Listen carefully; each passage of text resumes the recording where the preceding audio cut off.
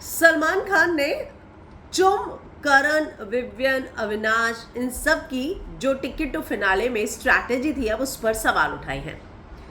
Vivian अपने बारे में ही सोचता है, उसने उन दो लोगों से बात ही नहीं की जिन दो लोगों ने उसके लिए परफॉर्म किया। तो जाहिर सी बात है कि यहाँ पर सवाल विवियन पर उठे हैं। ये भी सवाल उठा है कि आपने उन दोनों लोगों से बात करने की कोशिश तक नहीं की जिन दोनों ने आपके लिए परफॉर्म किया।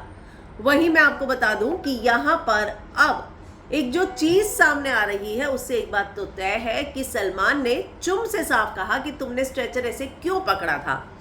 और यहाँ पर एक सवाल कि अगर नेशनल टेलीविजन पर ये बोला जाएगा कि विवियन जो है वो हर्ट कर रहा है, वो अपना फिजिकल फोर्स लगा रहा है, वो एग्रेसिव हो रहा है, तो वो किस तरीके से जाएगा।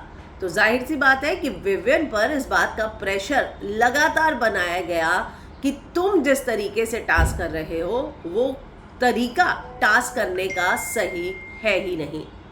वहीं दूसरी तरफ अगर मैं आपको बताऊं तो यहाँ पर एक चीज साफ है। कल करण बहुत कन्वीनियंटली अविनाश से कहता नजर आया कि अविनाश, जितना भी अग्रेसिव यहाँ पर विवियन हुआ है वो तुम्हारी वजह से हुआ है। लेकिन यहाँ पर विवियन गिल्ट ट्रिप पर जो गया है, जो उसको ये बात का एहसास दिलाया गया कि तुम एक लड़की को बहुत फोर्सफुली कर रहे हो, ये गिल्ट ट्रिप करण की वजह से हुआ है। तो इसमें जो टास्क परफॉर्म कर रहे थे ना, उससे ज़्यादा जो उसके आसपास के लोग थे ना, उनका कंट्रीब्यूशन उस टास्क को ख़राब करने में ज़्यादा था ऑनेस्टली।